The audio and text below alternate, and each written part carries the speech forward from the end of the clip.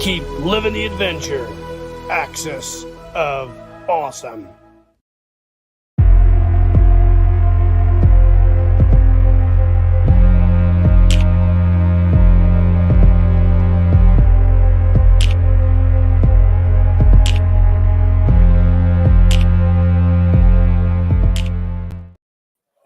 What is up, adventurers? Welcome to another Who's in the Shop. Tonight, I have one of my favorite bros, one of the coolest channels on YouTube, and probably one of the hardest working YouTube guys out there. None other than Mr. Jim Largo of Largo's Lair. What is up, my man? Another beautiful day in the neighborhood. How you doing, sir? Great. How's everything down in Guatemala? You been wrangling the gremlins? I actually, yes. It's been doing pretty well. I guess 2 weeks ago now, I got a surprise knock on my door from my local service provider for internet saying they were going to install my high speed that I signed up for like 3 years ago. I've been on a waiting list. I'm like, oh, so you finally decided to come to my part of the jungle. It's like, yeah, we're here. So gremlins have gotten better. That is rad, man. I love it. I'm glad that you're getting a little tech upgrade. Tonight, in tribute to you coming on here, first of all, thank you for coming on the live stream. I really appreciate it. I always love to sit and talk with you and Will. Tonight it's just me and you. I want to do one with Will here soon too as well. But I'm having a stout in honor of you. I know you're a stout guy. Love me some stout. The first time I've ever tried it, it's Black Sun Stout from Three Floyds Brewing Company. It's pretty good. It's only 6.5%. It's pretty mild. So it's I got like a double brew 30 tonight. Nice. Yeah, we're having a wee bit of the mother's milk. Got a wee bit of Guinness here tonight. Ooh, now which one's that? This is the Foreign Extra Stout. And they don't actually sell this in Guatemala, but I have some in-laws and outlaws in Belize, the country next door, and they brought me a couple. So it's like, nice, thanks. You know a guy that knows a guy that knows a guy. Exactly. You're like one of those. You remind me being down in Guatemala and your whole setup. You're like a guy on like Miami Vice, like an old veteran who they kind of go to when they need some like special work done. They go to old Largo's Lair. Don't blow my cover, man. I won't. Yeah. I know you're a CIA operative, so if I end up dead here in the next couple of months, we'll know why. Nah. You're not on any list. You're good. Oh man. So what's been going on? All kinds of stuff. Mostly good. A little hectic. We're working on some new projects in the lair this year. The theme this year, we're going more towards story. That was kind of the mindset. Last December, I was sitting down with Will and just kind of rolling some ideas back and forth. And there's a lot of stuff going on in the toy sphere that's good, but a lot to keep up with. A lot of new third-party guys bringing some stuff up. Hey, Andy. And I don't like really doing toy reviews straight up. I like to put a spin on it. I like doing more about the lore.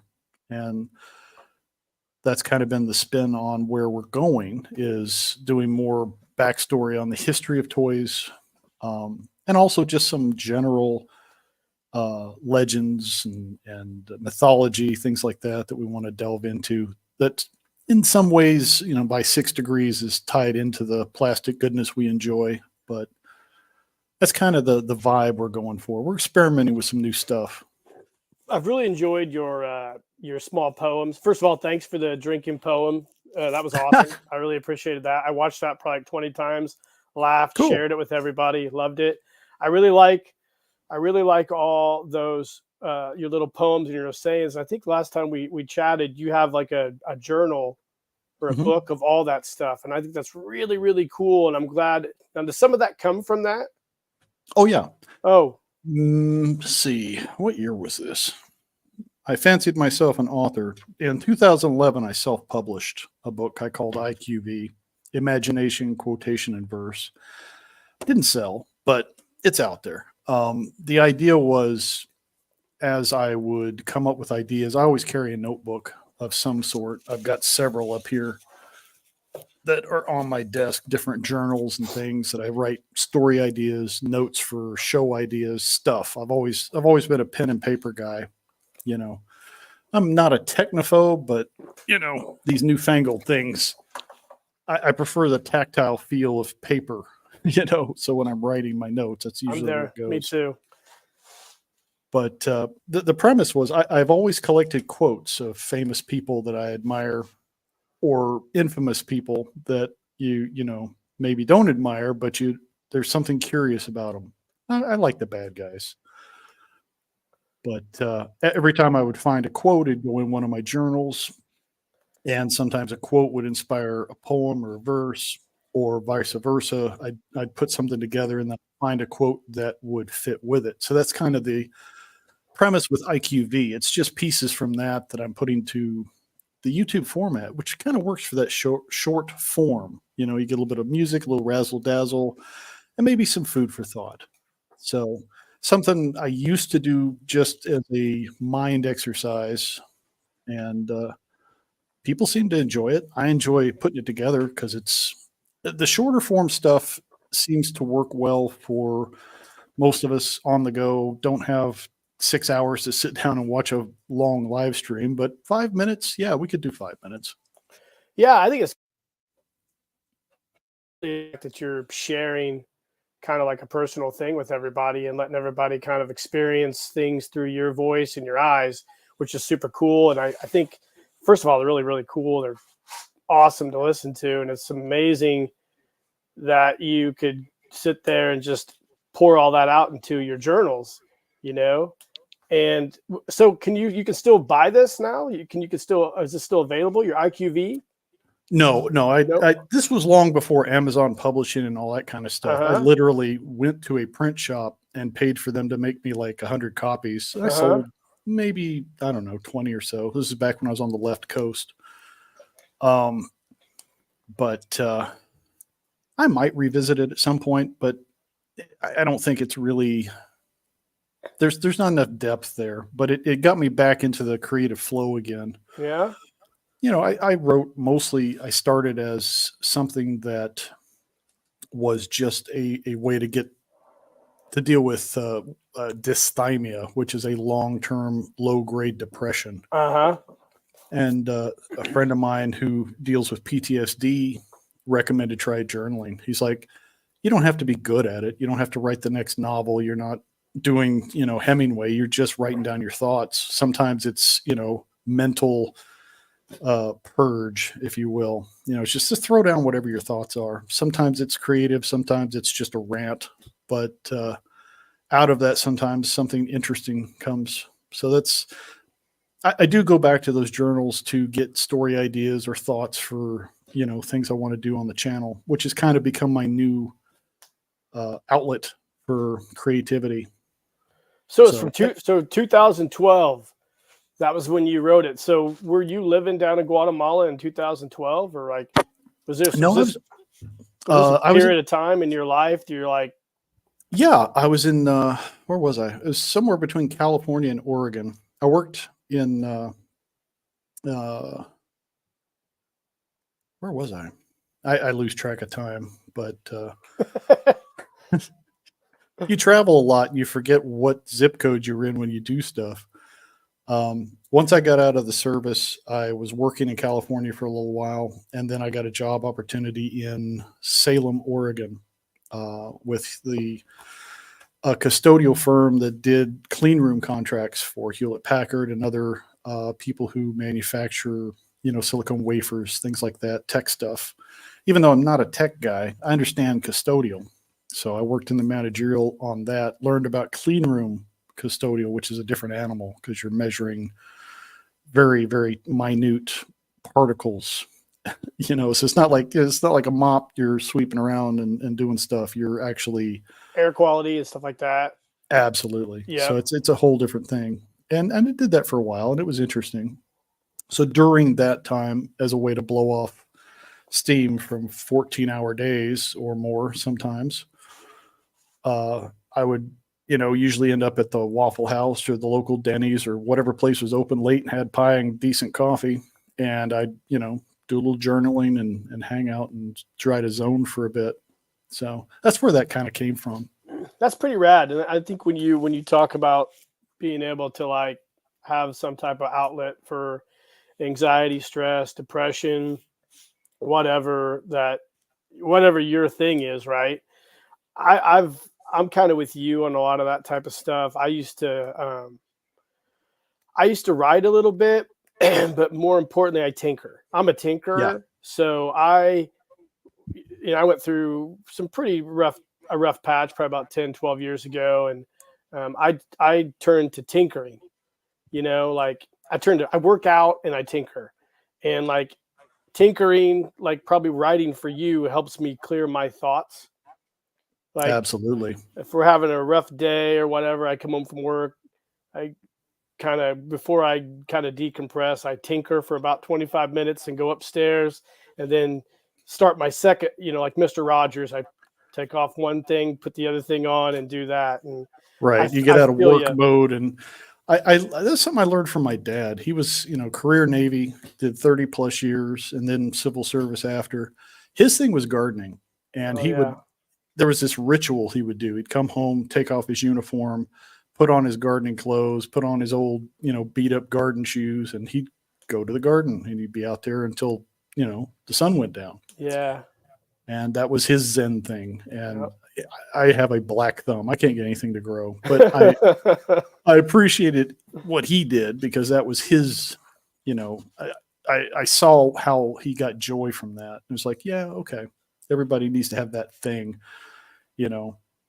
So I guess maybe that's where I saw the need for a hobby of some sort Yep. in your life. Cause that was his way to decompress from whatever stuff, Yeah, hobbies are super important. I've found, and I've suggested that to a lot of my friends. I'm like, hey man, you need to find a hobby. You don't need to be necessarily good at it, but you need to find something that you're interested in and something that you want to learn about, figure out, and maybe become better at. And I've tried to tell that to a lot of my buddies who are going through, like a tough time. I'm like, find a hobby. It doesn't necessarily Yeah. have to be, the stuff that I do or anybody else does, but find something that you really like. Go do something. Kind of reconnect. I always try to tell people, I don't know how you feel about this. I always try to tell people reconnect with something from your childhood that really brought you joy. To me, it was always toys. Yeah. And I was like, shit, or comic books or something, and Yeah, and I've done other things as well. I got into tabletop gaming for a while. oh man, Did painting miniatures, which I enjoy immensely, but my eyesight is not what it used to be. I find that doing that fine detail work, even with a magnifying lens, it's a challenge now that I'm at bifocal age. So it's become more frustrating than joyous to try to do that. yeah. But So what? I've never asked you this. So what made you decide to start a YouTube channel? Like what's your journey to this, medium that we're all like all these guys in the comments, we'll give them a shout out here in a second, but it's kind of organic how all of us have found each other and created this almost like Sims like community. yeah, Where we're all like together with friends. We don't necessarily all intermingle, but we all are connected by a common thread. So what made you decide? I think it was kind of a combination of things. I was very much a minimalist when I came here. I just had a few, things in a rucksack and was trying to separate from stuff and just start over with life. And did that for several years. And then got the hankering to get into a hobby again. So I started painting miniatures, and then that led to picking up a couple of items, in the toy area, and then back into toy collecting once I had a house to put stuff in, So it accumulates quickly, as you well know. Yeah, I do, buddy. So I went from having, basically everything I could need in a pack I could throw on my back and go hiking with, to a whole house full of crap again. Yep. Which is what I did not want to do. But it's like, some of the stuff I enjoy. some of it I look at and I'm like, why did I get that? I don't need that. I do that all the time. So how long have you had your channel? I guess I didn't really look at I've never even looked at your like bio thing to see how long you've had it. I just always go to your channel, look at the videos. I've been actively making content, I'd say, for a little over a year now. Okay. Really, it started as something where I didn't really watch YouTube or do much stuff electronically or online, just because of where I live. I'm in a very remote area. I was more about fixing the house and doing stuff outside and all that kind of thing. The coof kind of had a lot to do with that. When everybody had to get locked up and locked in and all that kind of stuff, looking for different outlets. Plus, as a stranger in a strange land on purpose, as an expat, I don't have neighbors and friends who have the same cultural touchstones. They didn't grow up watching Gilligan's Island or reruns of Batman. They don't know when I make pop culture references. They don't get it because they didn't grow up with that, So finding the YouTube community, some people don't like that word, but I think it's appropriate. Yeah, me too. Every village has to have, one village idiot. We've all met them online, and I've been it. I tend to be the one in my, or maybe the court jester is a better. Me too. I'm a villain. I'm the heel of my town. Yeah. I like that. But there's a lot of interesting people who collect stuff I'm not into, but I enjoy what they're doing with it, if that makes sense. Yeah. So it's a way to extend my collection without killing my wallet, so I can watch other people collect and delve into other areas. And that's kind of cool. And then as my collection changes and grows or diminishes, depending on where I am in it, I find other fellow YouTubers that are kind of in that same vibe and then see where they're going with stuff. That's what took me to the adventure team, and you and Adam and Ed and some other folks from the Axis of Awesome. I started watching some of that content and really got the bug to revisit something from my childhood that I really enjoyed.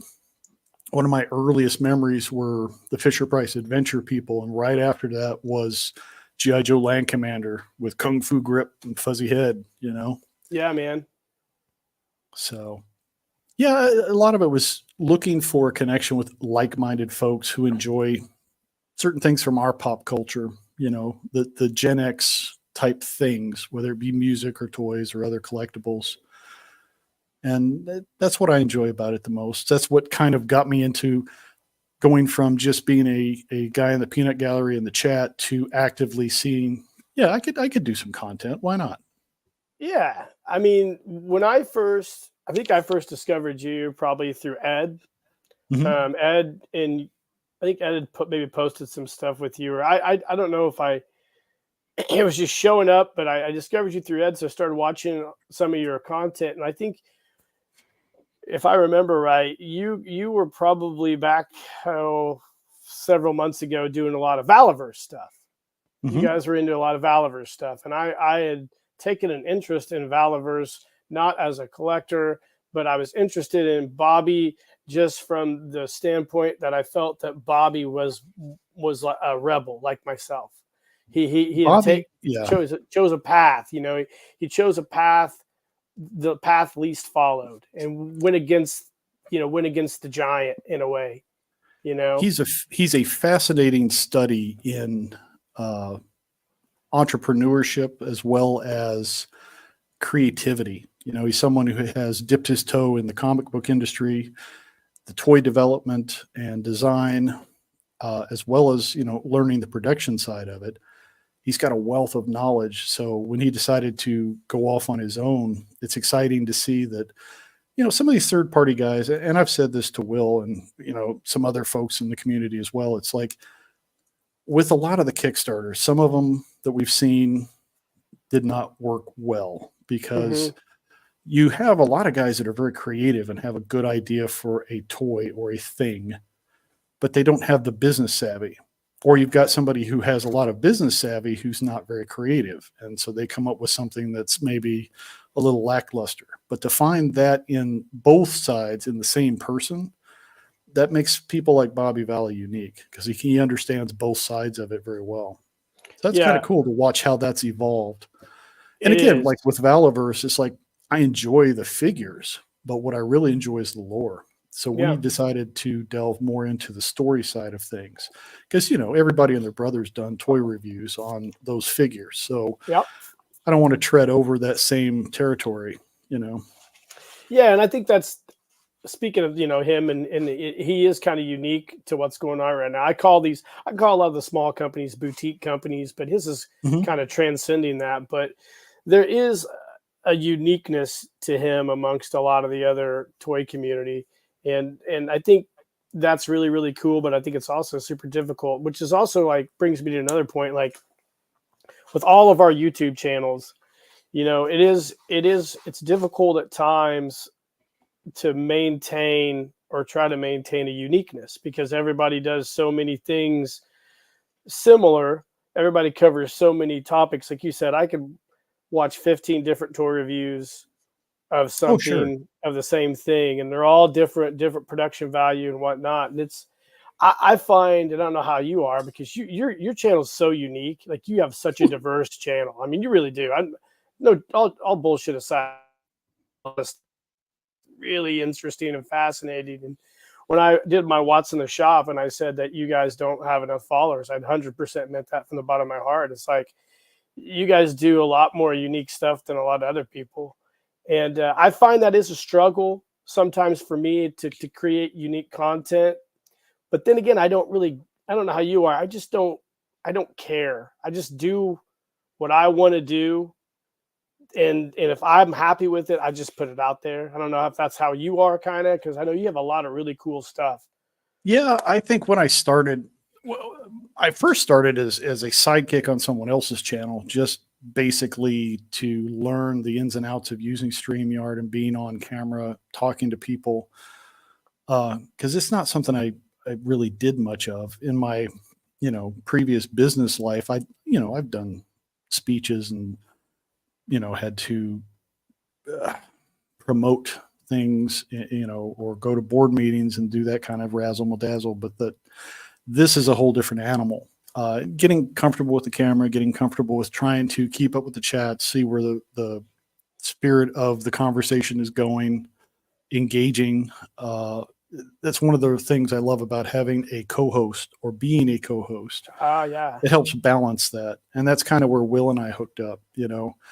I had been working with Bill from Weird Fantastic Toy Adventures for a while. And, he's kind of going in a different direction with what he's doing with his channel. I wanted to try some more creative things and kind of go out on my own. But at the same time, I don't want to just sit there and monologue. So Will and I had connected through the chats. I think on Grindhead Jim's channel initially we met and just had a good chemistry. We kind of have the same vibe. We're about the same age, so we have the same kind of frame of reference. He's more into the 1/18th scale. I do more 1/12th and now 1/6. But the one thing we both like is we like a good story. We like people having fun with their stuff instead of just putting it in a museum, Mm-hmm. Nothing wrong with that. If your thing is putting everything in a glass case and looking at it and dusting it once a week or so, it's like if that trips your trigger, man, go for it. I like to play with my stuff. So I get frustrated when I get, into whatever adult stuff I need to do. And I don't get to do the creative part as much. So, I haven't been doing as much toy photography as I did initially because now I'm working more on scripting and writing and editing and, it's very time consuming, which I didn't know, when you start doing YouTube stuff, it's like you can just throw stuff out there and, Yep. see what sticks. But I like the idea of trying to do something a bit more polished. And as I got more confident and felt that I had like a core audience that picks up what I'm putting down, then I've started experimenting in different areas and branching away from just the standard toy stuff and into more of the creative writing and, you know, story and lore and that sort of stuff, which is kind of what I'm playing with right now on the show. Yeah, I mean, I think as far as your I tell you all the time, everybody in the chat, I'm sorry if I say this too much, but you guys' production value is super dope, man. I mean, I think one of the first videos I did with you might have been AT76, me and Adam on there. And I was like, holy shit, this is like a really produced live stream, man. I'm like, oh, and I love it. I love, like I said earlier, I love how everybody is similar but different with our channels. I'm like 100% opposite. I'm low production value. I just throw stuff out there. I don't have a script. I write off. I'm completely opposite in my, I guess, away from work life than I am from my work life. Because my work life is I'm organized, anal, you know, single-minded on a lot of things, and I've everything's scheduled. And then I come home and I'm like pulling stuff completely out of my ass. That's why I laugh at my videos when I go back and watch them sometimes, as I get some shit wrong, you know, and I'm like, do I really care enough about this? I mean, these are just toys and I don't care. But when I did that Shogun Warriors Veritech figure, I misspelled Veritech and I got murdered by those Robotech dorks. I was just my God, man. God forbid you mispronounce, you know, is it Macross? Is it Macross? I don't know, man. It was funny. I was reading all these comments. It was like I posted it like it was there for like a day. And then I started reading these comments. I'm like, holy shit. These guys are saying some pretty hilarious stuff. And you know, I'm like, So just now I went back and changed the spelling. So I let it go forever just to troll those son of a bitches. I have to admit, I have done that on occasion where I've purposely put in a flaw or left a flaw as I was producing something just to see who would catch it. And more often than not, somebody will notice. Yeah, Scooter J, be glad you didn't do a Star Wars item. That is 100% true. Those guys are like Al Qaeda, you know. That is the what do they call it? The fandom menace. Yeah, some of those guys, they're hardcore. We better take some time to give a shout out to our peanut gallery here tonight. Yeah. We got let's see, Zagel's Clubhouse. We got Andy and Indy, Bjorn's here, Playskill Soldier Productions, Ed, Filmaholic. We got Elite Action Joe's here, Adam from G.I. Joe Lost Chronicles, Scooter J, and let's see, I think that about wraps us up. Mike's G.I. Dojo's here. Yeah, so we got a decent little crowd tonight, guys. Yeah. A lot of guys here I recognize from, you know, hanging out on your channel or, you know, Paul Knapp's channel when he does his Monday shows and stuff. So learning about the 1/6 scale and what people are into it at this moment has been an education. And I've been having a lot of fun with that. And, so I will tell you what I love right now. And I'm really, really stoked. I sit, you know, I wake up in the middle of the night.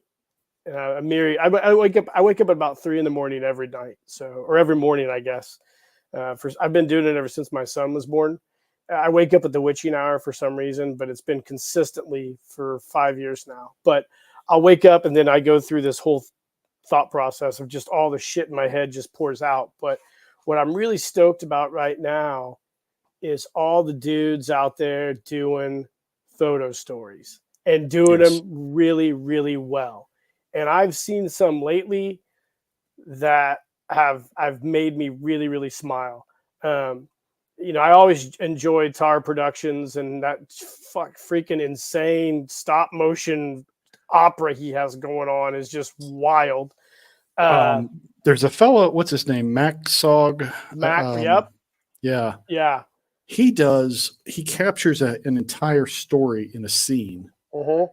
And I love the way he does that. It's like very well done, all the props, lighting, and it's like it's just one scene, but in that scene, he tells an entire story of what's going on. And it's like, that's cool. That's Yeah, a really neat way of doing it. his talent as a sewer, a designer, and all the other things he's really good at. A toy company owner really comes through in the stuff that he does, and his passion comes through more than anything. And this new Demon's Eye photo story that he's working on, I I saw think it's his gonna prototype jetpacks he's tinkering with. He showed some beautiful. pics. They're Nice. beautiful. I mean, they're beautiful. I mean, I looked at those and I'm like, Jesus, dude, those are beautiful. He ought to break the internet with that. Yeah. And that's one thing I enjoy the 112 scale for a lot of things, specifically for superheroes and military stuff. That's what got me into Action Force. And I do a lot of the Japanese imports because I just got so aggravated with Marvel Legends putting out subpar stuff every 5 minutes. And it's like, I don't need 10 Spider-Mans. I would need one good Peter Parker Spider-Man, just one good one. And Yeah, it took them a long time to get there, but Mafex hit it out of the park on the first try, and they've improved. It's a premium, but I'd rather pay a premium for one figure than, buy the 20 or $30 now Marvel Legend and be disappointed. So yeah, my my yeah. my collecting has adjusted to that, if that makes sense. Oh, for sure, for sure. I've got a really cool figure. I'm getting ready to do a video on tomorrow for you guys. It'll drop on Tuesday. I don't. I'm so excited to share it with all you guys. I was giddy when I got home today and it was in the mail. It was great. I was like, shit. Yeah, I'm working on something right now. I'm trying to get finished. Sometimes I'll pick a particular character or a topic, thinking it'll be oh yeah, I'll get this done in a week, no problem. And you pull thread. I'm working on a Golden Age hero, and his story, if you stick to the 1930s and 40s, is pretty linear. But when you get into the weeds of comic books and everything that happened with all the different publishers, and this publishing house buys that publishing house and then tries to merge those characters into a storyline, and then you've got with DC you have a crisis every week and that changes continuity. I just keep going down these continuity rabbit holes. I'm like, how do I finish this thing? It's like there's every time I think I'm done with it, it's like, nope, there's another piece I need to add, and it's like so that's a challenge sometimes. But I again, going back to story, it's like there's so many fascinating characters that don't see a lot of attention these days. I like Golden Age stuff. I like pulp novel or pulp fiction, kind of like the 30s and 40s era was that sweet spot where we had the Shadow, the Green Hornet, the Mystery Men. Had a few magicians thrown in there for good measure. Before we got into the spandex and the capes and that crowd, there was a previous group of vigilantes that had a different flavor. And we've seen other publishers try to revisit that. So that's kind of where I'm going with the Retro Nuevo show right now, that I'm going more into those vintage or oddball characters that don't get a lot of love. I don't want to do, the typical, there's like 6 guys that everybody covers. It's Batman, Superman, Spider-Man, Captain America. It's like, look, there's other guys out there in the universe. Let's see what's there that's fun and curious. So I did have a couple questions tonight for you. First off, are you a DC or a Marvel guy? Primarily DC, because that's what I grew up with. I grew up on Hanna-Barbera Super Friends. That was my bread and butter on Saturday morning. Wearing the goofy pajamas and sitting there with a bowl of cereal waiting for Super Friends to come on. Or some of the other Hanna-Barbera stuff. They had their own flavor of superheroes with like the Galaxy Trio, Space Ghost, that kind of stuff. I loved that type of animation and storytelling. It was very simplistic, but when you're a kid, it was cool. I have Um, found this an interesting thing that I've found with I love comic books. I've been into comic books for ever since probably 1982. A lot of my friends who are into comics, because you're probably what, close to 60? yeah, Yeah. So there's a break off where I think people around my age, because I'm 49, maybe a year or two, people born from anywhere from like I think like maybe 74 to 78 and on are Marvel I was, people, and the yeah. people before that are DC Comics people. In my group of people. There's certain Marvel characters I really enjoyed. Yeah. Fantastic Four and Spidey were probably the top two from Marvel because they were well written. I prefer the science fiction bend, Mhm. and the classic Peter Parker was a reporter, but he was also a scientist, and he had some very cool villains in his rogues gallery. And the Fantastic Four were total science fiction, but also had a lot of mythology behind them. I mean, they basically represent the four elements of the universe. They went into the cosmic areas. They did the negative zone. They explored, the microverse before there was such a thing. So I enjoyed that kind of storytelling. Plus the family dynamic. They were the first family of comic books in a lot of ways. You had some of that with like Justice Society and Justice League, but that's more of a clubhouse with all the A-listers and a few B-listers hanging out around the big round table.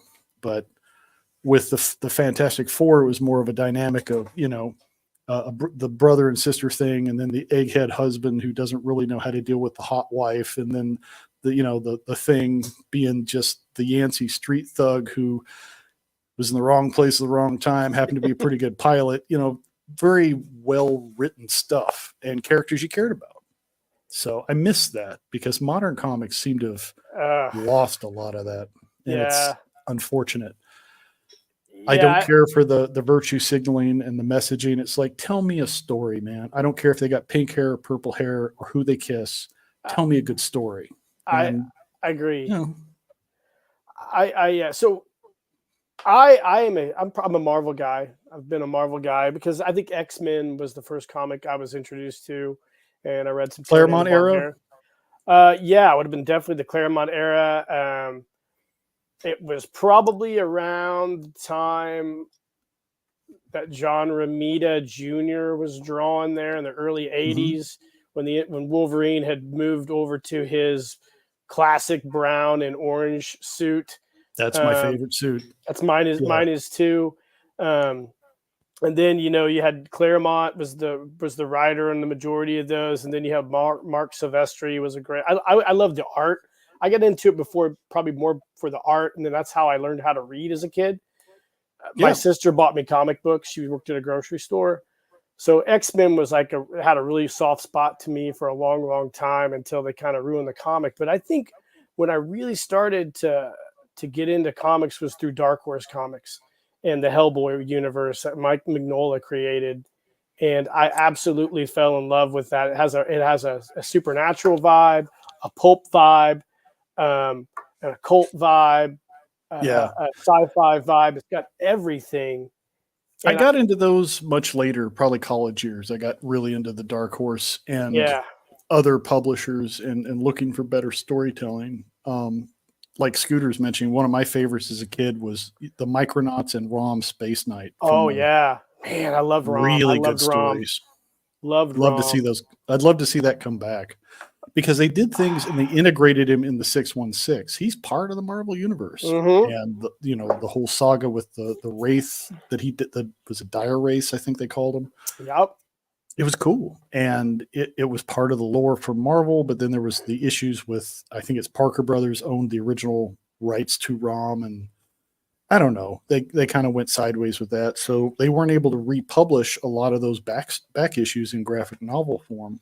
And you can usually find them if you got a decent comic shop for back issues, but rumor has it that Marvel and whoever owns or owned ROM, they've worked something out. So we're going to see some reissues of those graphic novels reprinted. Same with Micronauts. So that should Cool. be coming either this year or next year. So I'm I'll be on keeping an eye top out of for that.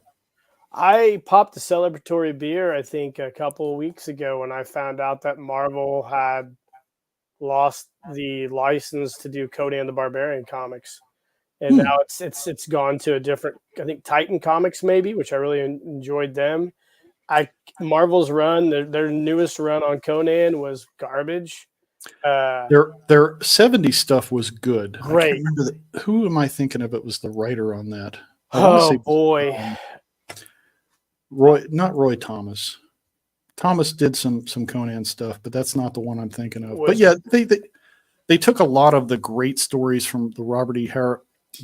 Howard, the short story stuff, and developed it for the comic books. Right.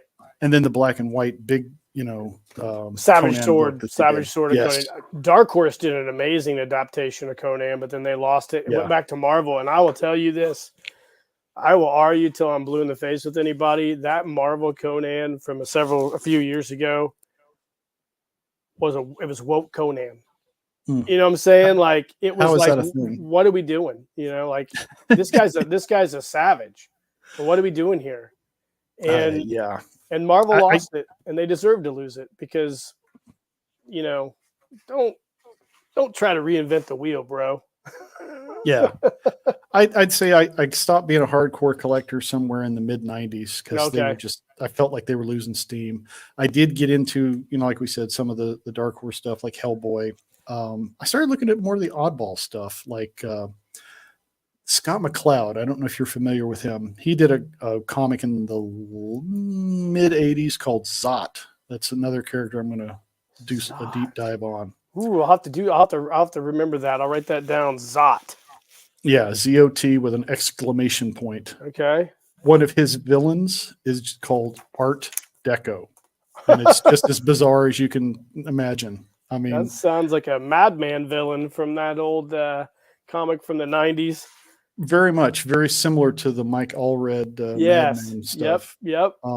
But when everybody else was writing dark, brooding, everybody's going to be, following that era of excess where everything became grim and everybody's getting bloodied, and he took and went the different direction.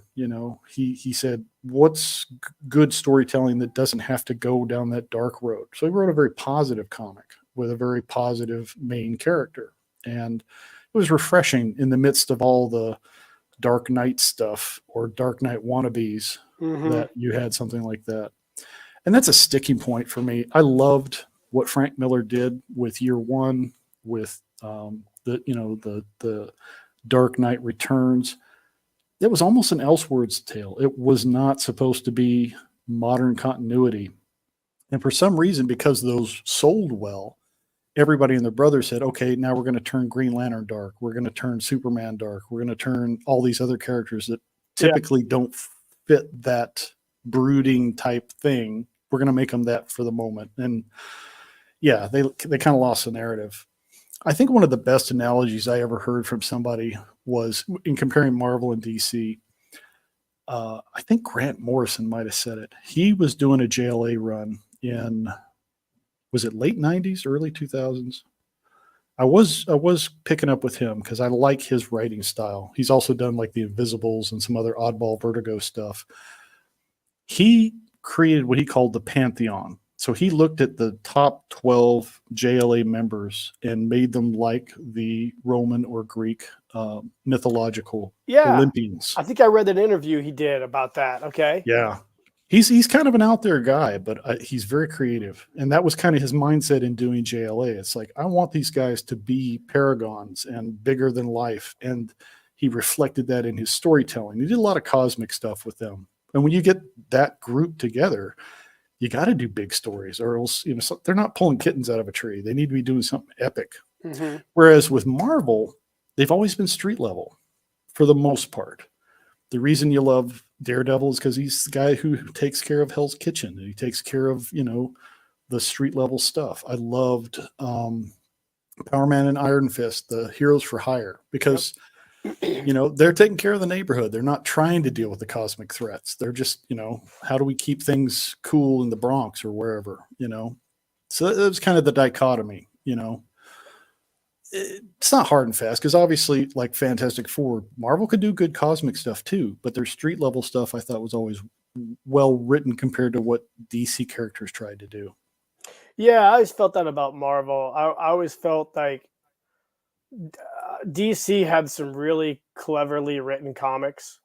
I really liked a lot of the writing that came out of DC, especially Vertigo. Vertigo is Yes. just.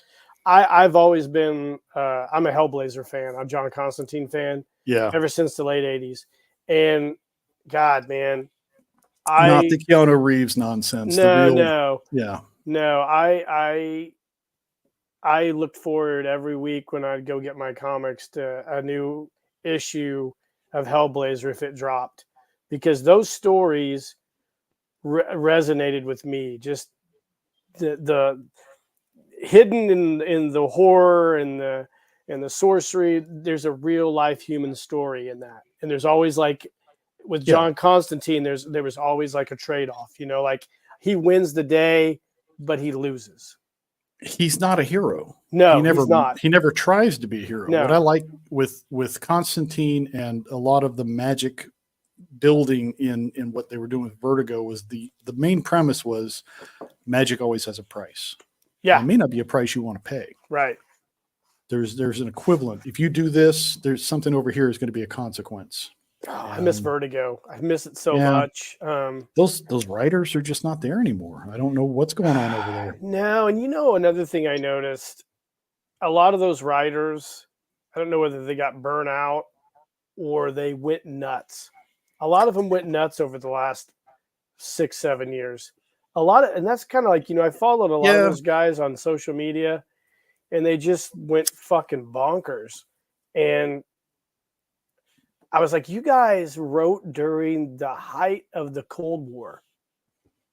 And Alan Moore, Grant Morrison, all wrote during a dark period of time in Europe, and all of a sudden they just all lost it. And it showed in their writing. Yeah. It's just like, I would agree. The politics, and I think one of the things that caused the downfall of the comics we enjoyed, the good storytelling and the good art and the good visual flow of panels, was the movies. When everybody decided we're going to make this source material into a different media it was never designed for. Visual storytelling in print form doesn't always translate to a film. It's not a script. Correct. Some have done it well. Some have literally tried to recreate scene by scene from a comic book. Yeah. Zack Snyder's good at doing that kind of cinematography. I wouldn't say he's the greatest storyteller, but he's good at looking at an image in a comic and trying to recreate it visually in film. But yeah, sometimes he misses the mark putting the story together and continuity. Mm-hmm. It's like he pulled from the wrong things, in my opinion, with his Justice League. It's a good story as an Elseworlds tale. I didn't like how dark he made all of the different characters. There wasn't hope in what they were doing, and it was very roughshod. Not to mention the fact that the studio screwed him over pretty rough, in trying to get that put together. When we finally got the Snyder cut, you could tell there was a lot of suit influence where, the executives were telling him, do this, do that. Too many hands in the cookie jar. Yeah. You see that with too many movies nowadays, maybe forever. Like I personally, I don't know. I love Batman. I'm a big Batman guy. I read Detective Comics for probably 15 years. Loved Detective Comics. And I'm probably in the freaking minority here. I've been crucified by buddies of mine. I didn't like any of the Dark Knight trilogy. It was okay, but I didn't like it from the aspect that, in my opinion, we're coming off Star Wars. It was Batman's got all this tech and armor, and it took away, to me, Batman is a detective. Yes. I want to see a gritty, I would like to see a gritty HBO Max Batman story where it's not about the suit, it's not about the Batmobile, it's about him using his mind to figure something out. And I really enjoyed, and I didn't think I would, the latest Batman release. Oh, With with Robert Pattinson. yeah, the I lo- Sparkle Vampire Kid. yeah, and I thought I went into it with all the preconceived notions, like I hate this kid, but I actually thought it was an okay story. It was better than what I thought it was going to be, But I think the way they handled the Penguin, obviously the way they did the Batmobile, that whole car chase scene made that film. yeah, Some of the elements you could see where it was definitely drawing on the Long Halloween. for That was sure. one of the better Batman tales where Yes. he is a detective. Yes. And I like seeing the Batman stories where he's a sophomore. It's not his origin story. It's not year one. It's year 2 or 3 or 4 where he's getting into being who he's going to become. But yeah, detective first. And for me, Neil Adams was the one who nailed that. In the 70s, his Batman, Yes. he had the gadgets, but they were very specific. It's like he had the utility belt. And there were some times in the panels where Neil Adams would show him in the cave figuring out, okay, what gadgets do I need because I'm dealing with this villain of the week, and these are the things that will work against that guy. And it was minimalist. He carried a few items. He didn't carry everything like the Adam West Batman who could just pull anything out of his utility belt, whatever he needed, whatever MacGuffin. Yeah, and I think Hmm. I have a few of those comics from the 1970s that are really, really in my collection that are really, really good. The Hollywood bums me out how they never fail to ruin something for you. Yes, I think, and this may just be my opinion, but if you look at those films critically, the problem is always ego. When a director gets his ego or the scriptwriter gets his ego in the way and says, I'm not going to go to the source material, or I'm going to use the source material as a springboard to do my story. And it's like, I don't want your story. I want the story of whatever character that I enjoyed as a kid translated to the screen without your interference. If you want to create your own character and do your own thing, do that. But don't piggyback on a pre-existing character and write things into him that don't fit. Bjorn wants to know what your favorite Batman story is. Oh, I It's would hard. say That's really hard. my favorite is probably Batman and the Monster Men by Matt Wagner. I was getting ready to say that. Were you? Matt Wagner, yes. I was just thinking of that. And they did the Monster Man. I think he also did did he do? He did another one. I think he did a few. Yeah, he was good. Also, Darwin Cook did some really good stuff. He did one literally called Ego, which was kind of a short story, but really delved into the why is Bruce Wayne the mask and the bat is the true person. And that was neat. There was a good one by a French artist or maybe writer, I can't remember, called Batman Noel, which was the basis of the suit that Zack Snyder kind of used for the Batman. Remember, was it Zack Snyder that directed Batman versus Superman? He did. Yeah, it was this basis for that suit that Ben Batfleck wore in that one. So yeah, I do. Batman and the Monster Man is really, really good.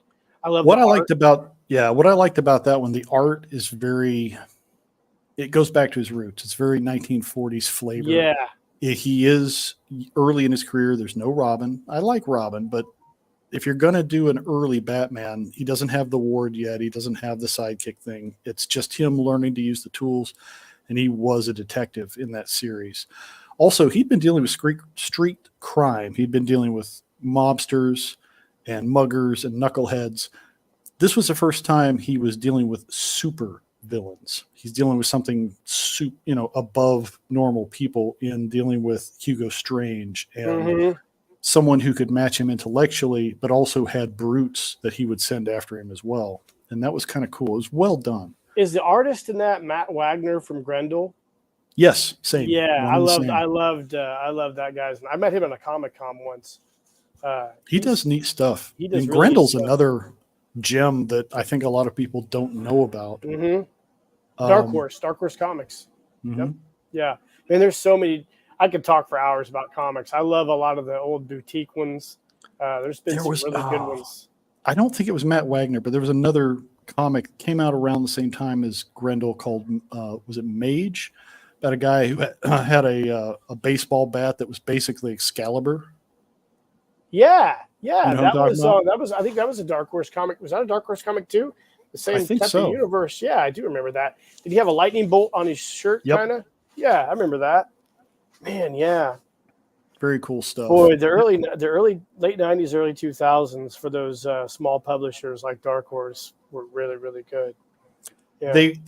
I think the reason we saw Dark Horse and to a lesser degree Image and other publishers really shine is because they let them be creative. Yeah. It's like here's a whole new multiverse to play with.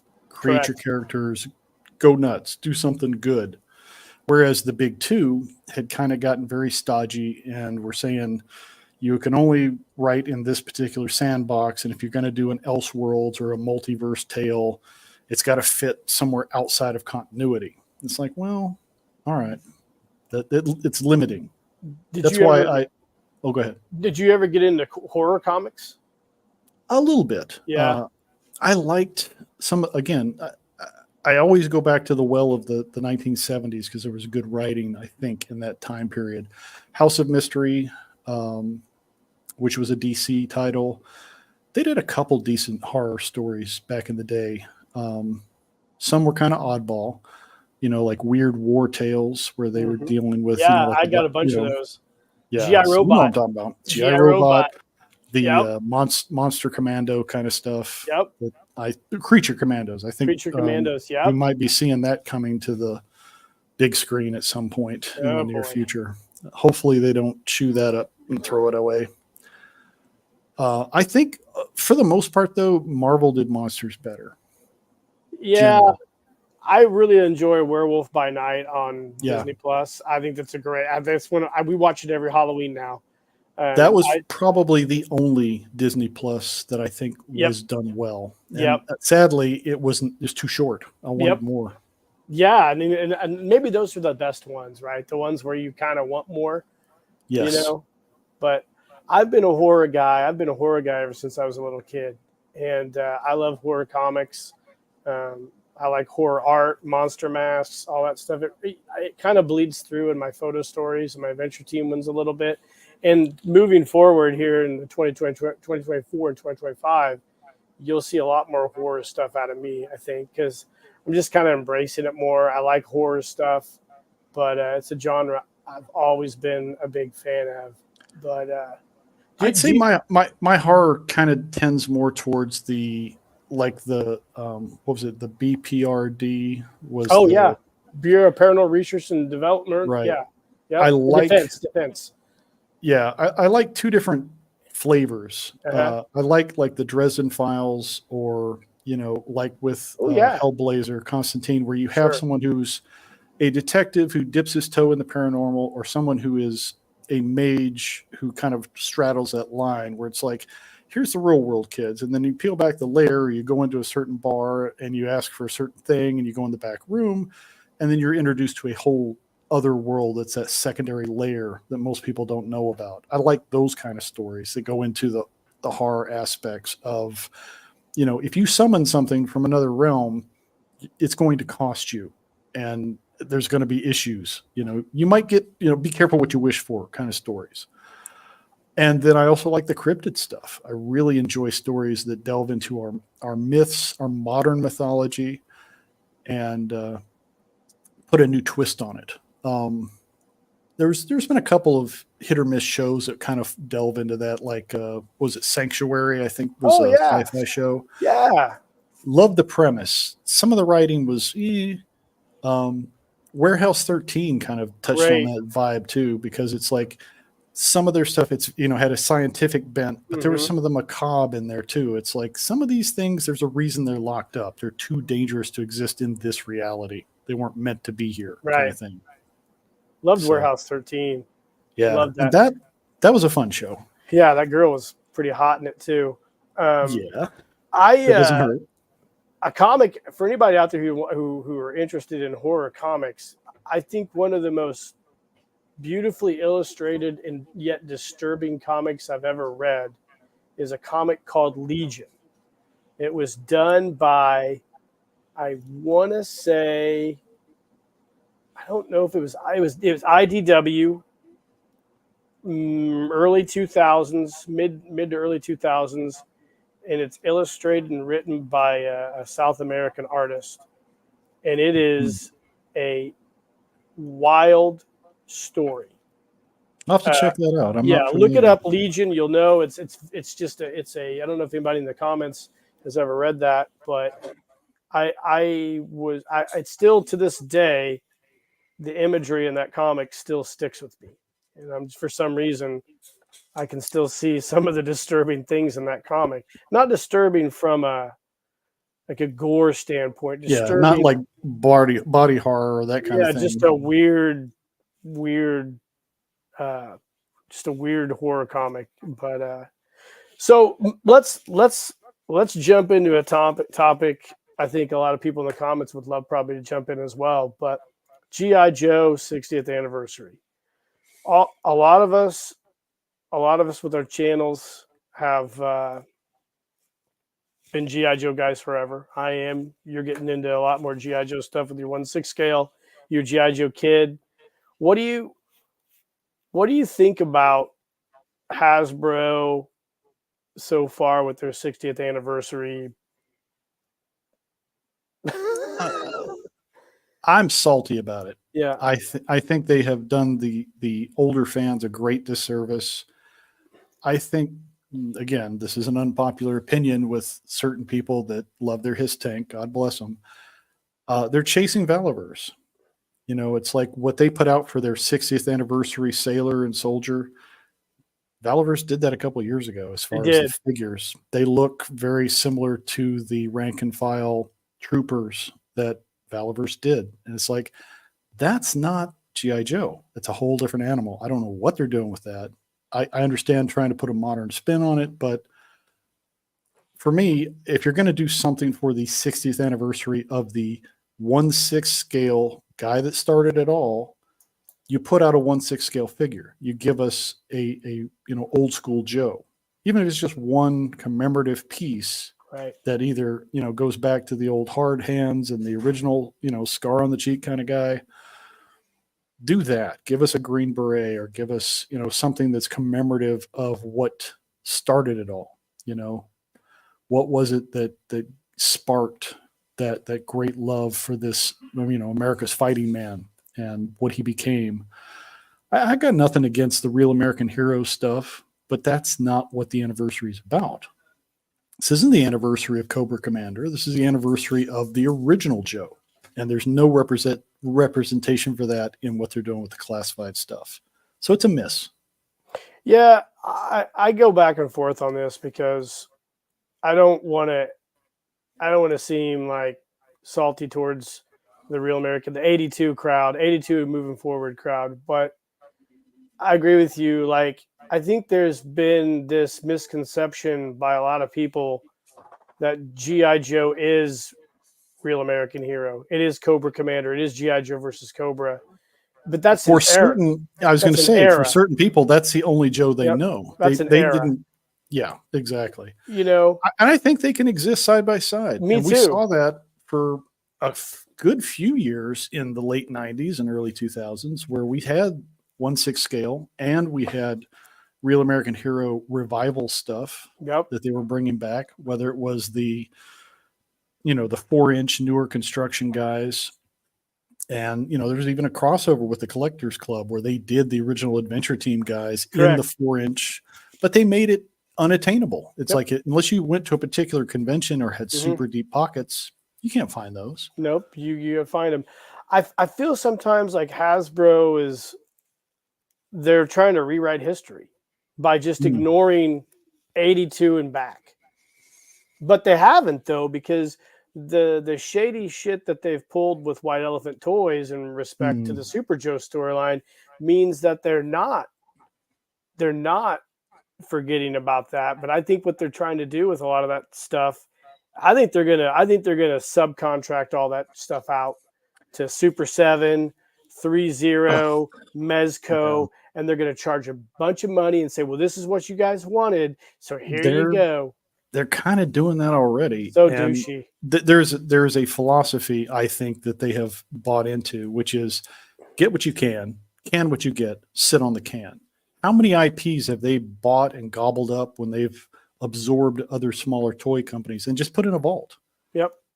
A lot. And too many, and they won't let anybody else play with those IPs. Yeah, And the it's like, chickens, it feels like the chickens are coming home to roost a little bit with them because they're trying to, if you believe the reports, they're trying to sell off Dungeons and Dragons now, the IP there to somebody. Um, yeah, and again, it's like they went through some weird stages when they decided they wanted to be a movie company and they started mhm. trying to produce films based on their IPs and failed miserably. Uh, it really changed where they were headed, and it was not a good direction. And they finally sold off the movie stuff and got out of that, but I think too late. The damage had already been done, Yeah, and they're not gonna, they're not gonna make O-rings for all the O-ring crowd, right. There's a lot of O-ring guys out there. But you're gonna have to, if you're gonna want the O-ring stuff, you're gonna have to go get on that Super 7 train, because they're gonna be I the O-ring almost feel people. like with Joe, it's like they're ashamed of the fact that Joe has saved their company several times over through the years. Oh The yeah. original Joe was a godsend because it came at a time where they were trying to be competitive with Mattel, and they knocked it out of the park. They originated what we think of as action figures for boys with that. And everything that came out past that was because of those innovations, and they took risks. And if it had failed, who knows, the company may not have survived all the tooling and everything they put into making Joe work. It didn't fail. It was really good, but the culture changed. Suddenly we're not patriotic anymore. We've got this war in Asia that nobody wanted, and it left a bad taste in people's mouths. So they shifted gears and created the adventure team, which is awesome. They're not war toys, as some people would say. They're very much in the spirit of adventure. The stories that we would create in our own headcanons are based around the idea it's like our heroes were mostly veterans, whether they were people who had served in Vietnam, Korea, all of the tales that we grew up with in late 70s, early 80s. These were guys who were on wetworks teams in some god awful jungle somewhere and came back to the real world and found other ways to use those skills, whether it's the A team or, you know, uh, some of the other 80s properties that became cool TV shows. They had their roots. Magnum PI, I think, is a good Mhm. example. Oh All those yeah. guys were vets. So it was the idea, the same spirit like with the adventure team. These are guys who are trained by the military, did their time, served their country, and are now moving on to a different era. And that was a sweet spot for the adventure team. That was the spirit of it. And I think there's a place for that still. The advantage with adventure team over straight military GI Joe or Real American Hero is the versatility of storytelling. You're very pigeonholed with Real American Hero into specialized group versus Cobra. That's kind of the thought. This is the way you go. The adventure team was like, sky's the limit, man. You want to go out and wrestle bears or, capture a tiger or go after Sasquatch. These guys can do it all. And that's cool. And to this day, that's what I love about a lot of the guys who are doing the storytelling with 1/6 scale is they embrace that spirit that we enjoyed in the late 70s, early 80s, where it didn't have to make sense. It just had to be a fun story. You know what I mean? Yeah, for sure. Yeah, I feel, we talked about the comic book industry, and we talk about Hollywood, and we talk about just the slow degradation of creativity. I Hmm. feel like that's where Hasbro is with GI Joe. I don't see them developing any original IPs anymore, right? They everything that they have basically under their umbrella right now is somebody else's idea other than GI Yeah. Joe, which they're still milking Real American Hero. They have They not. don't. Yeah, they don't know what to do with the great things they have in their stable. You know, No. when they did acquire the rights to D&D, they did one Forgotten Realms character, which was a very popular character. In what's his name? The guy with the panther, Dritz, and Gwen Reaver or Gwen River or whatever his name is. Yeah. Somebody's going to correct me in the comments. Yeah.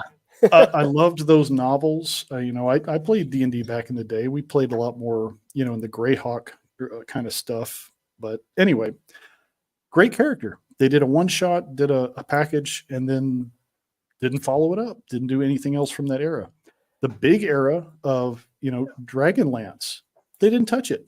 It's like, if you own D&D, why would you not do Dragonlance? Everybody loved Dragonlance. There's a stable full of characters you could have gone into. They go into the Dungeons and Dragons cartoon, which was cool, and they half-assed it. The QC issues were terrible, and all those ended up on clearance because while they're interesting characters, and a lot of us have been waiting for that stuff for a long time, but they put out, you know, they had parts falling off and they didn't quite work, and I don't know what they're thinking over there. It's very disappointing. Yeah, I mean, I don't know. I just don't know if the management actually gets it anymore. I feel like there's too many people in the cookie jar trying to make too many decisions.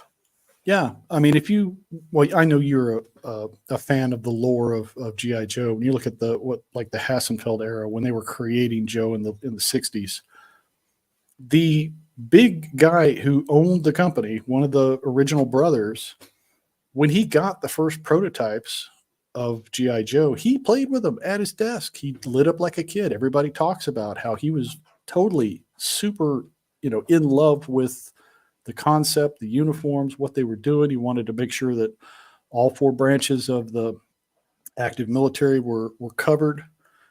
And he made investments that probably made a lot of people nervous, you know, because they did a lot of tooling. They had to find people to make all the uniforms. They had to do a lot of stuff that had never been done before, and they weren't sure they were going to get a return on their investment.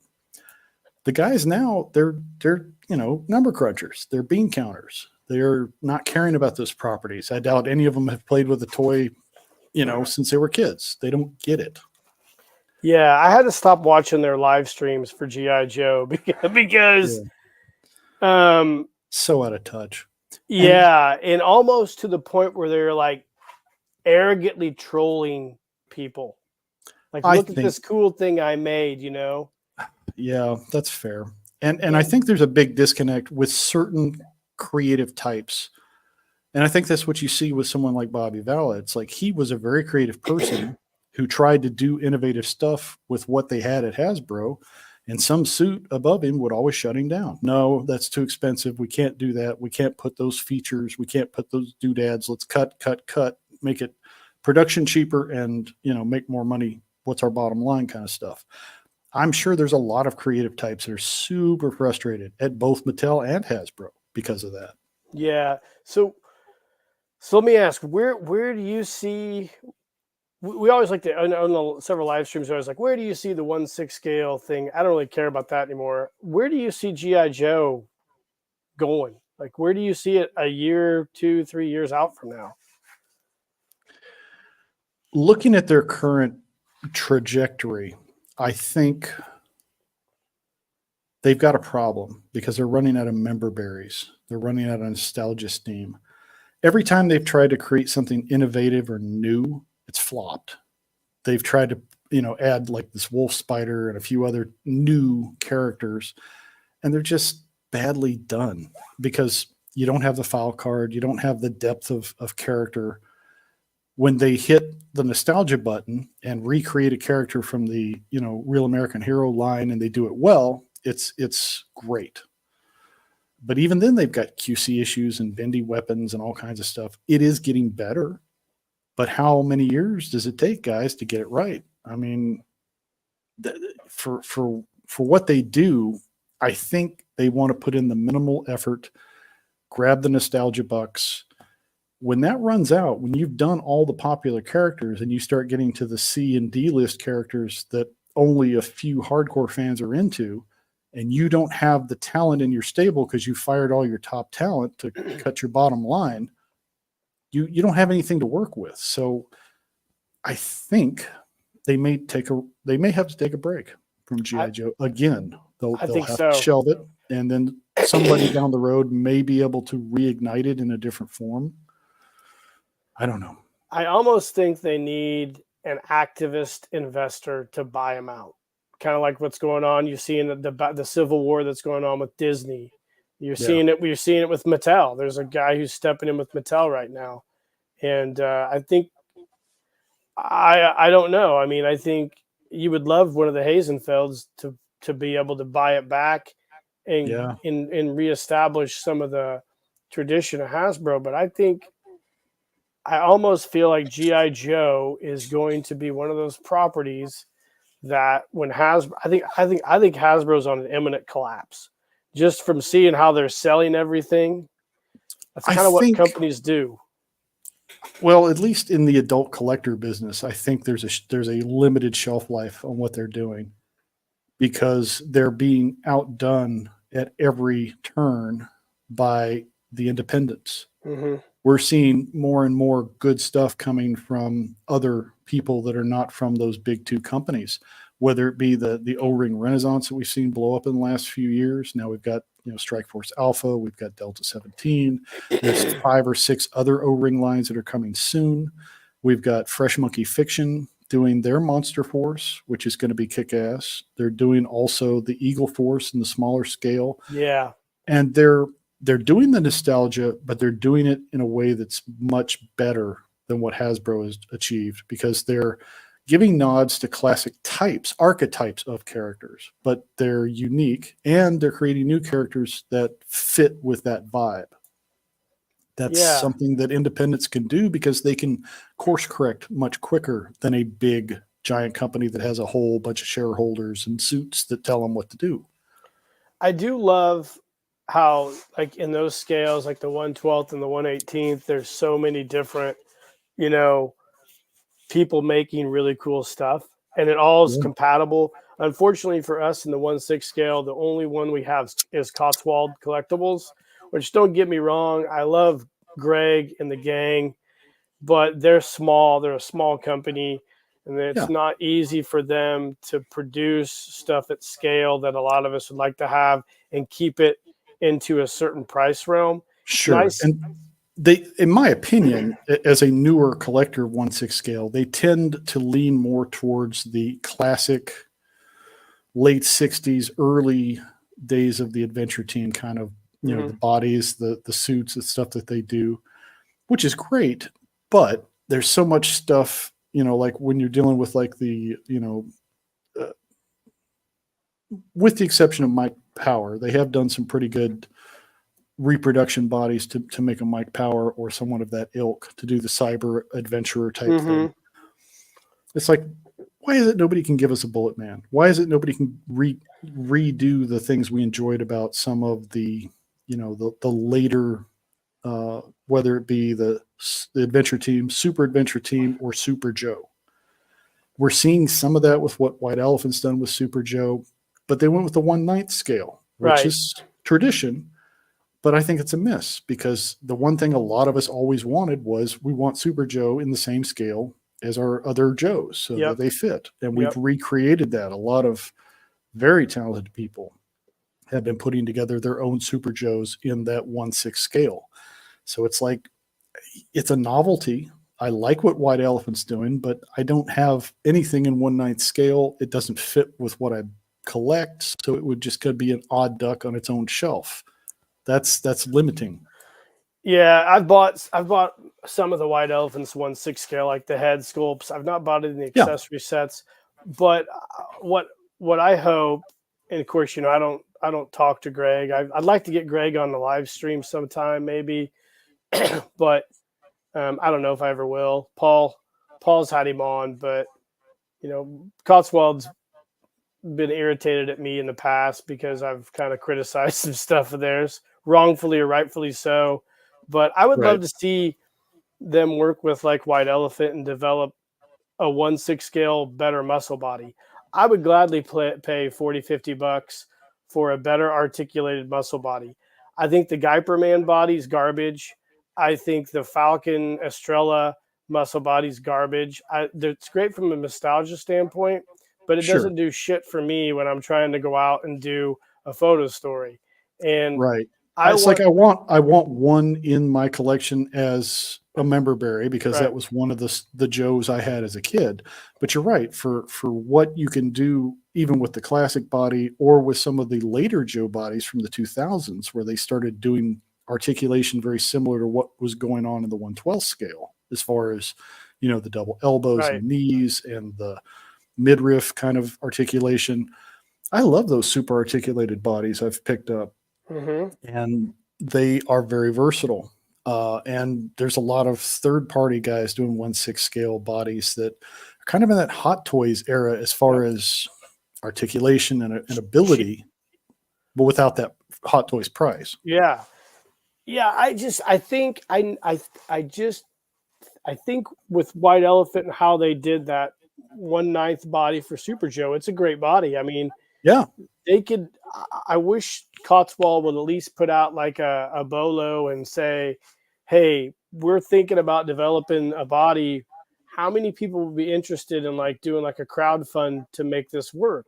And I think they'd get a lot of guys who would be interested in doing that for the 1/6 scale community. And you don't even need to make it great. You could keep the torso and the hips and the crotch the same. You just give them better knees and better elbows. even if they partnered with some of the guys who are doing really good work, some of the guys in the comments have talked about some of the 3D printed stuff that's out there, Yeah, and they do work 100%. with some of those guys. Who's the one that makes the hover vehicle thing? The Huck was it Huckster? Sean Or Huckster, yeah, Sean yeah, Huckster. does some great work. And there's one of your friends who does the adapters for the necks to make modern bodies Cody, fit Poplocks plastic 4583. Yep. Yeah, man. Make an adapter kit to do the Frank and Joe stuff like you and a lot of other collectors do. Make it easily accessible because sometimes they'll carry good stuff, and by the time I get to it, it's sold out, and it's like, oh, Yeah. maybe they'll have it again. Yeah. That's Gunga been my Toys does that's some been my great Grunga. sets. Yeah, Sydney does some amazing stuff. Oh, I, yeah. I wanted to get Sydney on the live stream, but he's too shy, which is fine. I get it. But I I I love all the 3D printed stuff that all the guys do, and they all do amazing stuff. The only problem is it takes them a long time to do it, you Yeah. know, and that's the worst part about 3D printed stuff. But I love it all. I try to buy the stuff I really like. I love Jim Egner, what Jim Egner does. Yeah. I think we're all Jim's a stuck. freaking wizard, man. He He comes is. up with some super cool ideas, and they're He does. practical. It's like Very he good. says, how do I fit this need? Here's this widget or thing that Joe should have had. How do I make it? And how do I make it better than what Hasbro ever could have given us? And Yeah. it, he does it. Yeah, we're so lucky to have those guys in our community too. Yeah. I mean, they've really helped my customization and all the stories and the shit that I do. Those guys are awesome. I just hope moving forward, as everybody gets older, we still can keep this steam going for our hobby. That's kind of what only that worries me is everybody gets older, and I want younger people to get into the 6 scale more. I just think it's really fun, It's more versatile for sure, as far as being able to change uniforms and have a core character. When I was a kid, my land adventurer was my buddy. He was Yeah. the guy who went with me everywhere. I threw in my backpack. We do things together. God, knows he probably got beat to hell over the years and was replaced with the same land commander, just a newer one that wasn't broken. But it was the spirit of the thing. It's like, here's this guy. I can put him in different uniforms, and he's for whatever adventure. That's something you can't do in 1/12 or 1/18 scale because you create one particular character, one look. You can do multiple versions of that character, but it's several different bodies. Having the ability to change the uniforms gives it kind of a unique thing that no other scale is really able to do. You can't go much smaller than 1/6 and still have those uniforms work. Yeah, it's hard. It's really, really hard. I know some of the 1/12 people have done it, like the Fishin Vice and TB League guys have, but Yeah. it's just I've hard. tried those. They It's just, hard. when you get down to that 1/12 scale, it loses something. Fabric, I love the Mescos I have, but some of them it's very hit or miss. Mm-hmm. It's easy to do spandex, but to do realistic looking clothing in 1/12 that doesn't look too bulky or look goofy, it's tough. 1/6, Yeah. it lends itself much better to that. 1/6 scale is just so fun. It's so fun to go out and do shit. And that's Yeah. what's cool about your idea that you sent us a few weeks back about creating a cool trailer and stuff for like an 80s show. It's going to be really fun to do, even though you don't have to. You can use whatever medium you want to use. Obviously, I'm going to use what I know best, which is 1/6 Sure. scale. But you're going to get a lot of guys, I think, who are going to be doing a lot of really cool things. Yeah, And I've got some guys who are, in the 1/18 scale who are going yep, to do some toy photography and storytelling that way. We may have some guys doing some 1/12 entries. The whole idea with Operation Brainstorm was there's a group of us, a circle within a circle, who want to play with our dollies, to do whether it be toy photography or some sort of storytelling. So it's like, I love the idea of seeing what kind of creativity we can do with those things and do something fun that is not just a vanilla pose on a shelf. I think that's good. That's a great idea, and I love. You have so many good ideas, but I think I like that idea quite a bit, and I hope we get a lot of more people doing that type of stuff. I'm really excited about everybody who's doing photo stories right now, and I can't wait to see your stuff, your team there behind you on your wall there. Yeah, it's an eclectic bunch. My challenge at this point is, with the economic downturn and the shipping prices going up at the same time, my toy budget is just trash. So, I'm with you. Finding props and things to put in the background to do storytelling is a challenge. But I live in Guatemala. I got freaking ruins in my backyard. I can go to the temples and do some cool shots. I got to work on my forced perspective a bit, but that I think is something I'm going to start experimenting with March and April when the weather is better. We're in the kind of the rainy season right now. We don't have 4 seasons. We've got hot, we got wet and hot, and then somewhere in between. So we're in the in-between kind of stage right now. I wish I could come down to Guatemala because I'm getting ready to start kind of like a pre-production for my sequel to my Footsteps of Giants photo story.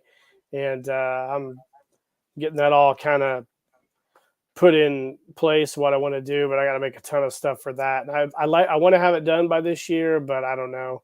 I got so much other shit going on. It's just, I'm like you. I'm not great at doing the prop making in the larger scale. Most of my stuff is 1/12 scale because that's what I collected for many years. Some of it translates, some of it doesn't. Starting over in 1/6 scale is a challenge when you don't have, the building blocks to do a set, and I don't want to do everything green screen. So it's like, all right, I got to find a workaround. So I'm tinkering.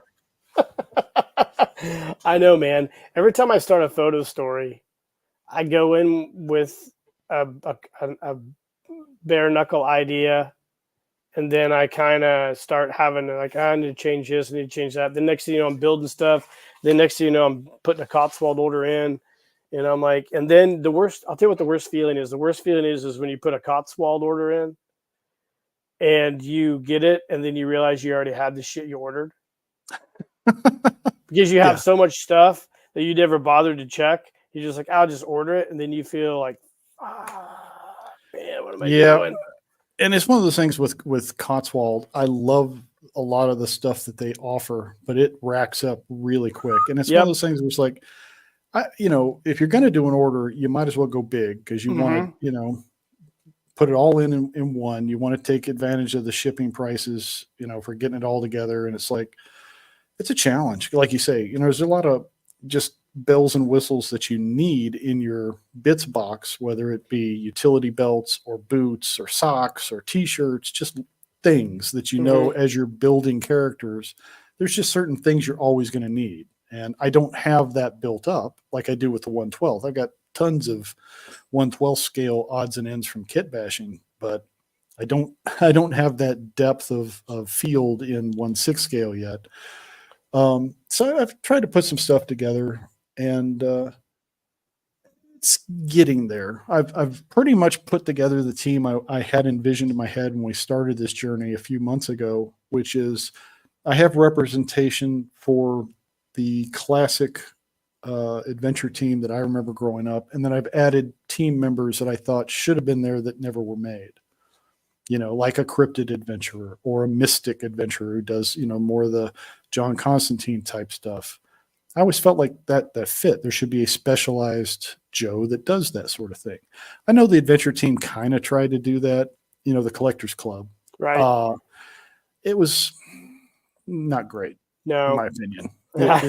Me neither. I've got strong feelings about the Collector Club too, and they sometimes they bleed through, but I try to keep a lot of that to myself so I don't look like a asshole.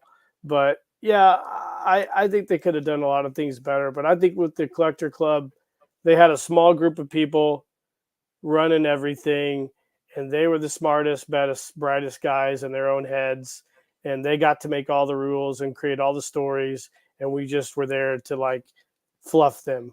So, and it's unfortunate because some of their stuff, I've got three of their big convention sets because I wanted those newer style bodies.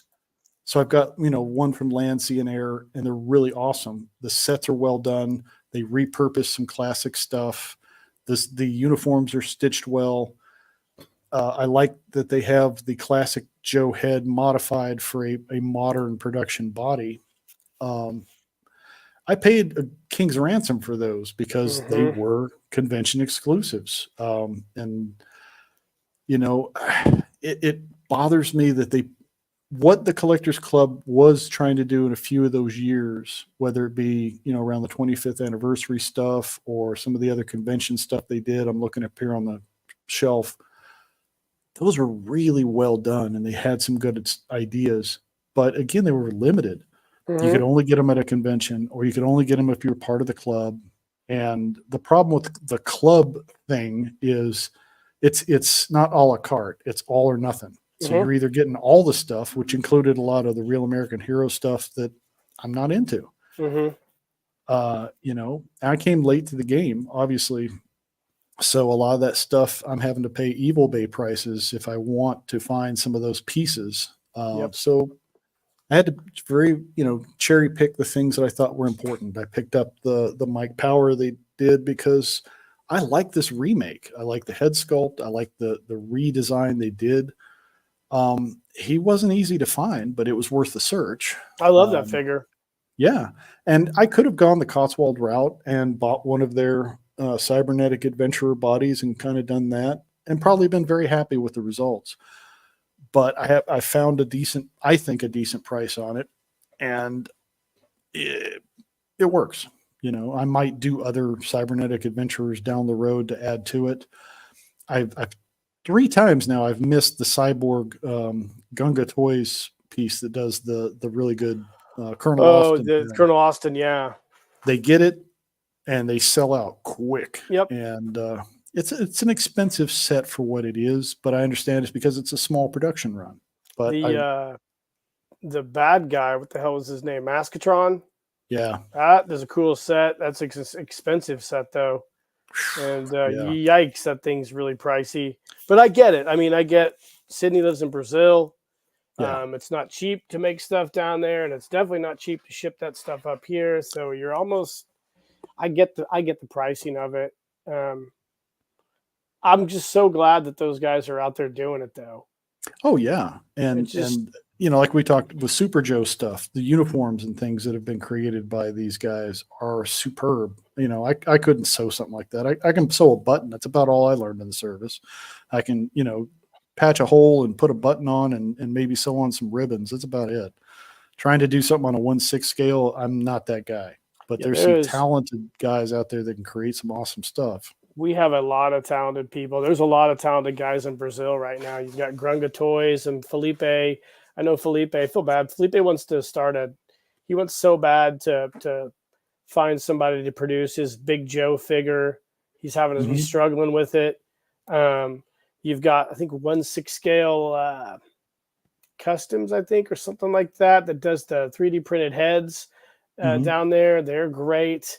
Let's see who else. Bellamina Toys, who produces the Dr. Isotope figure. Very cool. I've been following that on Instagram. They are some of the best guys right now are coming out of Brazil. And that's what frustrates me so much is that, you know, in this world that we live in, you would like to think in 2024 there wouldn't be an issue with getting things from another country. I mean, we can send an email, send a text to somebody in another country. Yeah, and we're seeing some great collaboration stuff with smaller companies that are working together. I think we're seeing a trend that's going to continue. For example, like we're seeing with, the Monster Force stuff. That's a collaboration that is with Big Bad Toy Store, with Fresh Monkey Fiction, and with Gridiron, who are doing some of the weapon designs. Cool. So that stuff, you know, their designs are really well done. I'm not crazy about the 3D print quality stuff they're doing, but they're good at designing. And those designs are now going to be going to a factory and be factory made for that line. It's a great collaboration. It makes sense. I'd like to see more of these innovative guys collaborate together and put a product out. And I think we're going to see some of that with the O-ring guys. They're going to start working together in the future. I think we're going to see that too in the 1/6 scale at some point. Captain Action has been trying to make a comeback since 2005. The guys that own that license now, they've been to the toy fairs. They've been showing what they want to develop, and they're trying to find partnerships so they can do licensed uniforms. You know, he's a guy that you put on different super suits on. They had something sweet going there for a minute with Marvel DC, and that, you know, when Toys R Us went away, that deal went away. It's unfortunate. But I don't think it's completely dead, because there's too many fans out there who really love what you can do with 1/6 scale and the versatility and the creativity. It's just going to take a different form, and it's not going to be at Hasbro. It's going to be somebody else. Yeah, I would like to see somebody develop an adventure theme type of line, and hopefully we get that. I mean, other than, you know, Cotswold's been doing it for so long. I just want to see somebody else pop up and kind of in that vein do something to kind of help everybody. Sure, or at least partner with Cotswold and use them for distribution. And we've seen a little bit of that, and that works. If nothing else, they're helping people who are doing smaller boutique stuff, as you say, get recognized, because they're carrying some of that in their shop. I would say too, we're seeing something interesting in the way of accessories and pieces that are being built on, you know, like with the 3D printing. There's a lot of things that can be done there that's really innovative. And who was it? Scooter J was talking about some of the other classic lines. I loved Mego when I was a kid. And Big Jim. I had both of those. You know, the Big Jim Wolf Pack was a favorite. It was one of my favorite things that came out of Mattel, you know, at that time. And a lot of what they did, they repurposed and became, you know, part of Mo2 and other stuff. Why can't they do something with that now? It seems like you could retool that for now and make it work. And the only thing we got was a half-ass Secret Wars style 5 POA body for a comic convention with Pulsar and Major Matt Mason. It was like, that was so half-assed. It was, when I heard the announcement they were going to do it, it was. And it was like, this is not in the spirit of what these toys were. It's, I don't know, but it just wasn't good. But it got me excited for a second. It's like, it did when I saw that. I'm like, oh wow, if they're going to do a whole line of these figures, but no, they were just like a wicked tease. Very much so. I have hope a little bit. That was again, coming back to White Elephant. I love their body design. It's well done. Yeah. I wish they had done it at the Mego scale, so that they were compatible, because Mego's making a comeback. They're getting the IPs back. They're doing the Marvel or the DC stuff really well.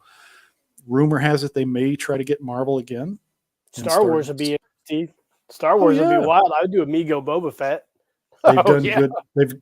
They've done the good horror stuff. They've delved into Hammer horror as well as Universal horror. They've done some other really cool, interesting characters that weren't in their original stable back in the day. I mean, they did monster stuff back in the 70s too, but there's a lot of potential there. And if White Elephant had made their Super Joe, it's like, if you're not going to do 1/6, do Mego scale, make them compatible. I think they'd be seeing a lot more success. Yeah, White Elephant put a question out the other day, like what do people want to see? And I commented, I want to see more 1/6 scale heads. I'd love to see the Mike Power head Yes, in 1/6 scale. Hopefully they do that. that's a great design that It they did for is. that. It is. I think a lot of people could customize that on a Cotswold body, but And I they don't did do know. it for the 118 as well, because They their did. Strike Force Alpha has that Mike Power I type noticed that head. It's nice. everybody who's in the 118 scales got a Mike Power figure, and they're like, Yeah, why not? oh, yeah, they should. The Mike Power is awesome, man. Yeah, Well, hey, dude, we'll wrap this up. I really appreciate chilling, man. We'll have to do this yeah, again. anytime. We could talk for hours, I'm sure.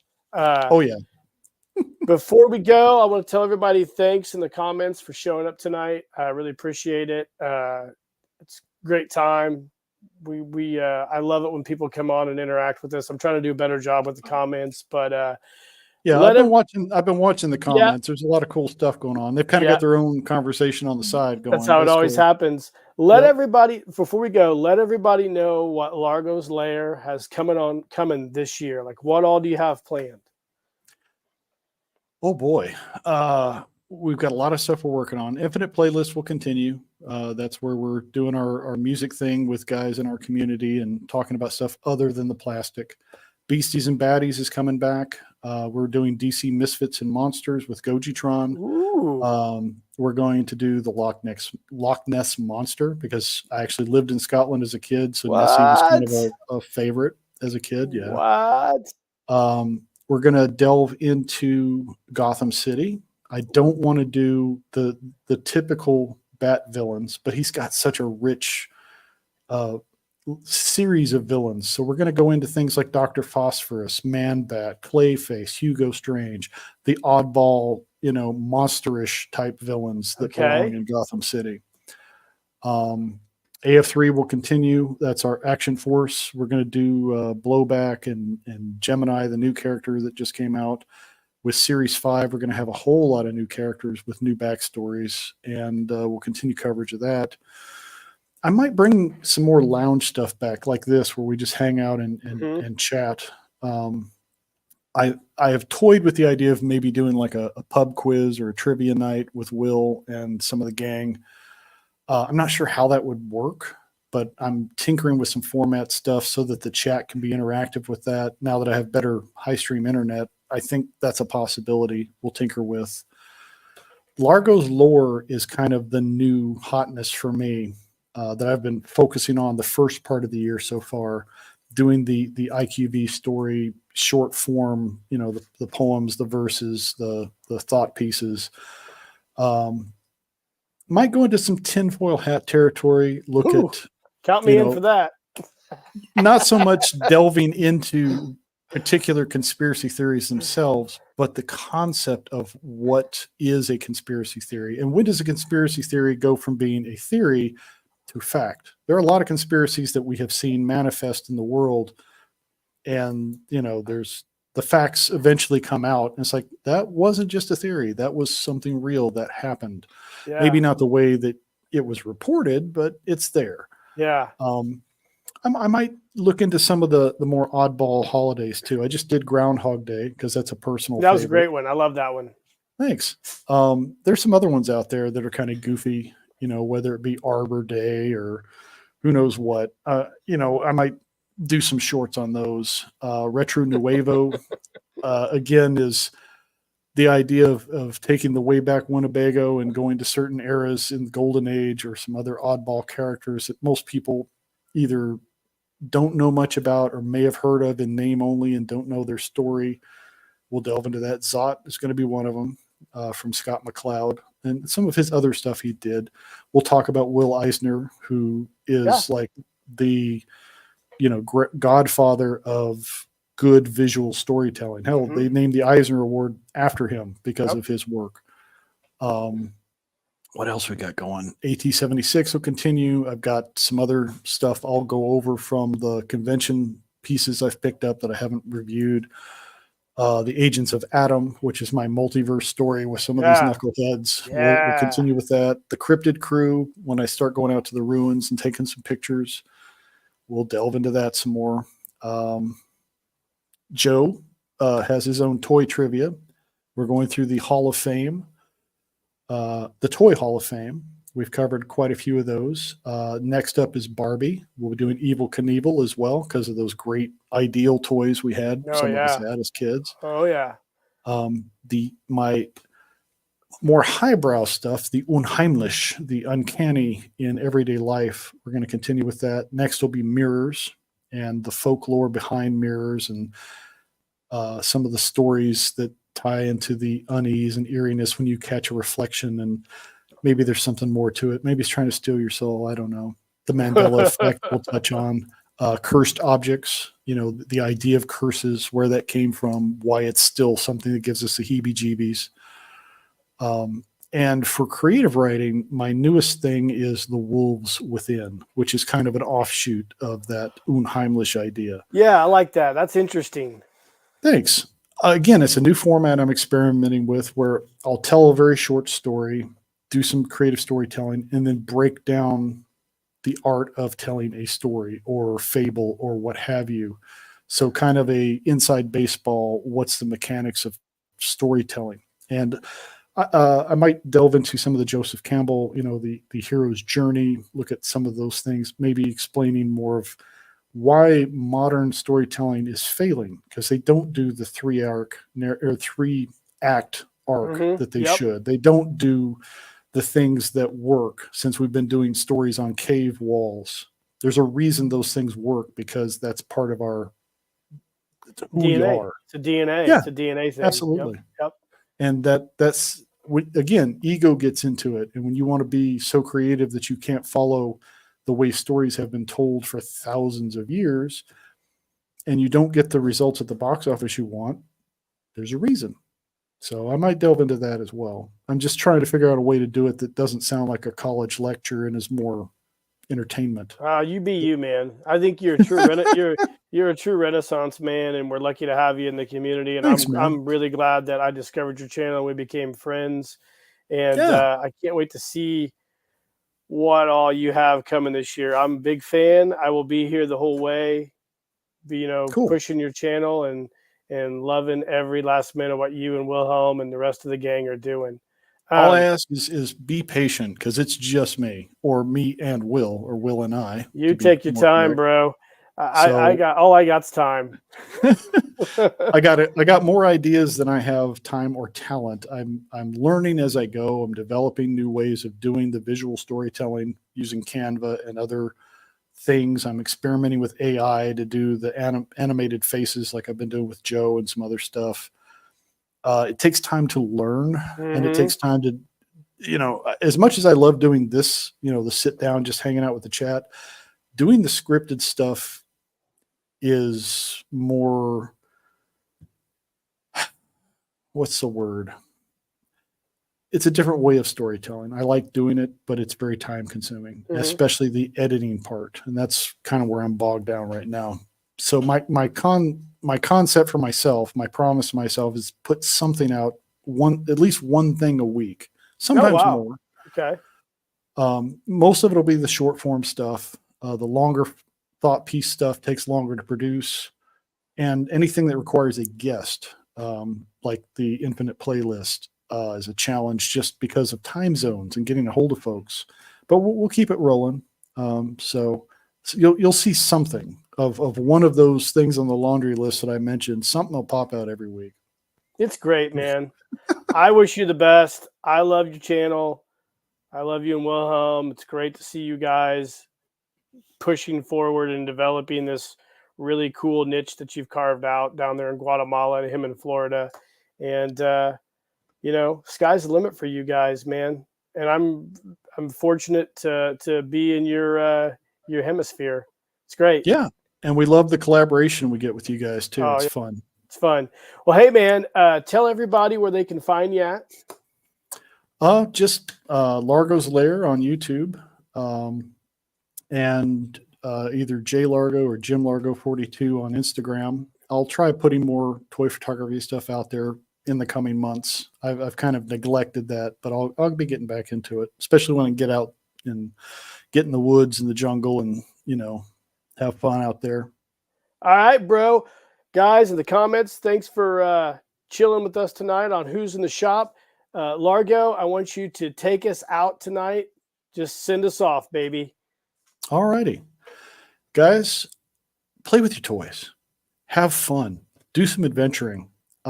As someone I rather enjoy often says, live the adventure. You heard it from the man himself down in Guatemala, guys. Keep living the adventure. Hang around Largo after this, and I'll chat with you for a few minutes. Guys, have a great weekend. We will see you on the flip side. I hope everybody does well. Don't spend too much time getting drunk watching the Super Bowl. It's probably going to be garbage. Cheers.